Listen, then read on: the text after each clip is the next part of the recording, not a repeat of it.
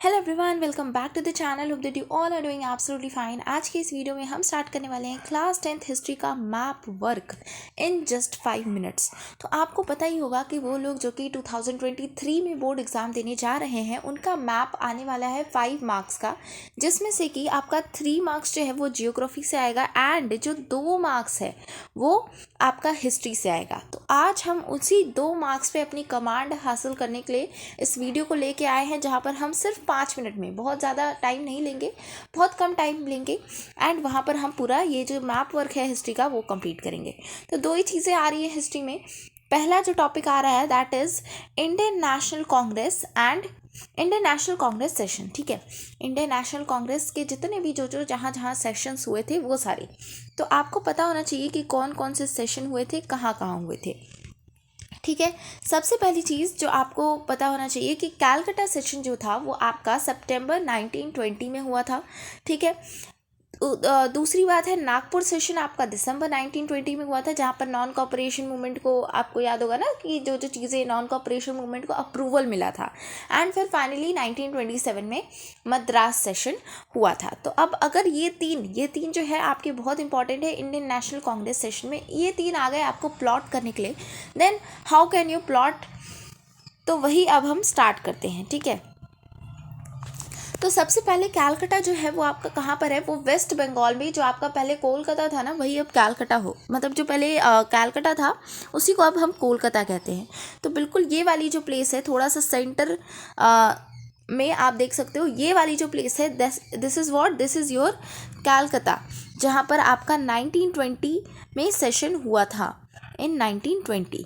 Clear. अब उसके बाद में अगर हम नेक्स्ट आगे बढ़ते हैं तो आगे हमें दिखेगा नागपुर। नागपुर कहाँ है? नागपुर है महाराष्ट्र में।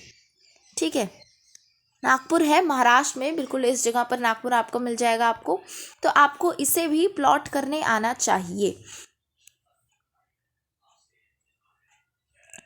कुछ इस तरीके से। ओके, एंड उसके बाद में जो हमारा थर्ड क्या है? मद्रास। तो मद्रास अगर आपको पता होगा तो मद्रास जो है जहाँ पर आज का चेन्नई लोकेट करता है ना, दैट इज़ योर मद्रास। तो तमिलनाडु के एकदम ऊपर नदन साइड में ये इस जगह पर आपको क्या मिल जाएगा? यहाँ पर आपको मिल जाएगा मद्रास।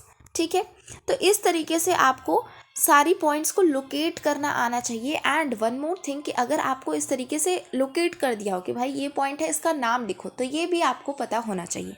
जैसे ये जो ये वाला पॉइंट है, दिस इज़ योर नंबर 1 कौन सा है? आप यहाँ मैंने नंबरिंग की हुई है, आप देख सकते हो। Number 1 is Calcutta. ठीक है, कैलकाटा है ये।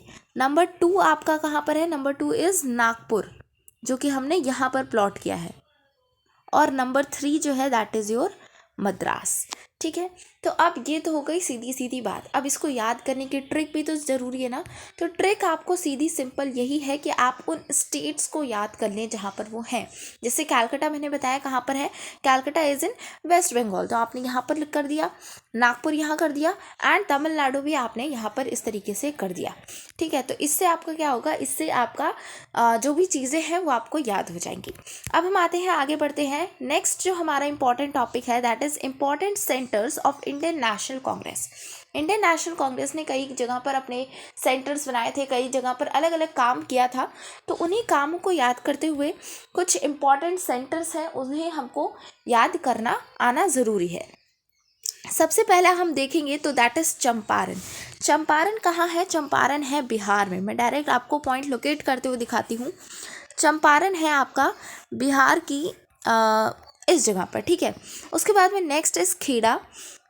ओके, तो अब ये जो खेड़ा, अहमदाबाद और डांडी है ना, खेड़ा, अहमदाबाद, डांडी, इसे मैं आपको बाद में अभी बताती हूँ। ठीक है, पहले हम देख लेते हैं अमृतसर और चौरी चौरा को।